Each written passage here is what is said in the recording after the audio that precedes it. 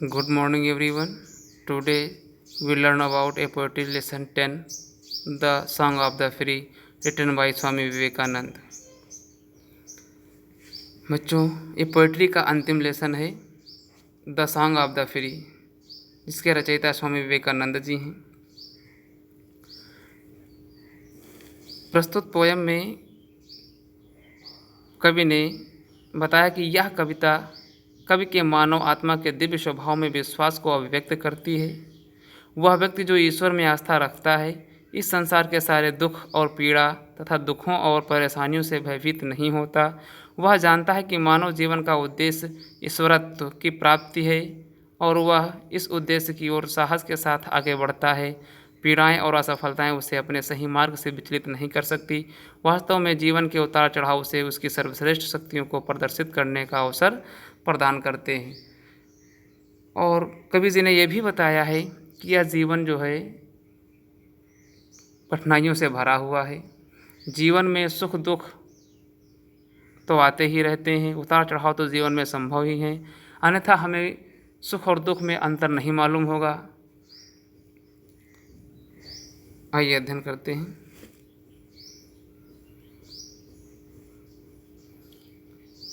The wounded snake, its hood unfurls, the flame stirred up doth blaze, the desert air resounds the calls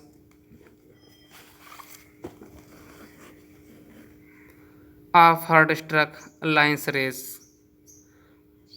अर्थात कवि जी बताते हैं कि जिस प्रकार से चोट खाया हुआ अर्थात घायल सर्प अपना फन फैलाकर खड़ा हो जाता है, जिस प्रकार ऊपर उकसाने पर आग की लपट भड़क कर जलती है, रेगिस्तानी हवा जिस प्रकार शिकारी के तीर या गोली से घायल क्रोधित शेर की दहाड़ों को प्रतिध्वन करती है। अर्थात सर्प जब चोट खाया हो तो वो अपना फन फैला करके खड़ा हो जाता है। शेर जब तीर या गोली से घायल हो जाता है तो उसकी प्रतिध्वनि बहुत दूर तक सुनाई देती है। अर्थात जब मनुष्य दुख में होता है तो बहुत ही विचलित हो जाता है और सुख में शांत रहता है।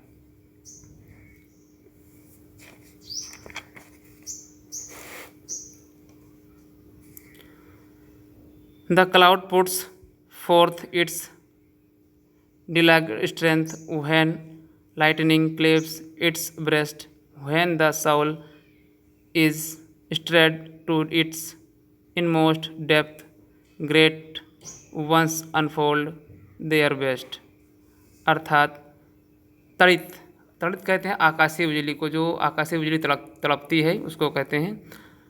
अर्थात आकाशीय बिजली जब बादल के हृदय को चीर देती है और जिस प्रकार बादल भारी वर्षा उड़ेल देता है अर्थात भारी वर्षा करता है, उसी प्रकार जब आत्मा अपने अंतरतम तक जागृत हो जाती है तब महान व्यक्ति अपनी सर्वश्रेष्ठ सामर्थ्य को प्रकट करते हैं। एक साधारण व्यक्ति भी अगर उसकी अंतरात्मा उसे झिझकोर देती है अर्थात किसी कार्य के लिए प्रेरित कर देती है तो असंभव कार्य को भी हम लोग संभव बना देते हैं। अर्थात सदैव अंतरतम मन से अर्थात अंतर मन से अर्थात आत्मा के मन से सदैव कार्य को करते रहना चाहिए।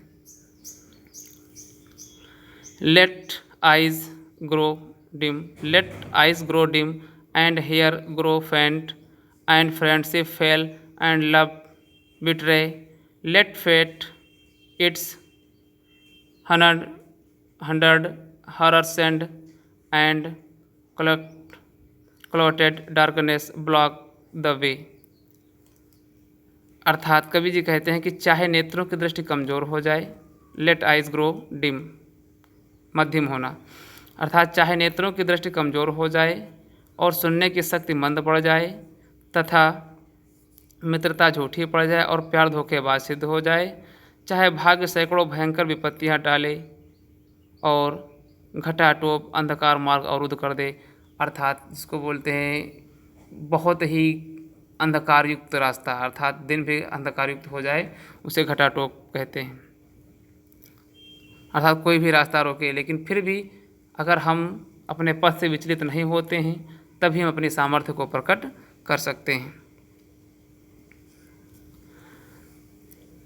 And nature were one angry frown to curse you out still know the soul you are divine march on and on, nor right nor left but to the goal. Poet ji कहते हैं कि चाहे प्रकृति साक्षात क्रोध का अवतार बनकर पूर्णतः नष्ट करने पर कटिबद्ध हो जाए, फिर भी आत्मज्ञान प्राप्त करो, अर्थात विपत्तियों से हम विचलित ना हो, आत्मज्ञान जरूर करें। तुम दिव्य हो, आगे और आगे बढ़ते रहो, सही मार्ग से विचलित हुए बिना अपने गंतव्य अर्थात लक्ष्य की ओर अर्थात उद्देश्य की ओर बढ़िए। कवि जी ने यह भी समझाया है कि अगर जीवन में हमें कुछ करना है तो सदैव अपने गंतव्य की ओर आगे बढ़ते रहना चाहिए, लक्ष्य की प्राप्ति की ओर आगे बढ़ता रहना चाहिए। बच्चों, इस पोएम का अध्ययन करने के बाद में इस कविता का केंद्रीय भाव अर्थात सेंट्रल आइडिया आप लोगों को अपने शब्दों में लिखना है। Thank you.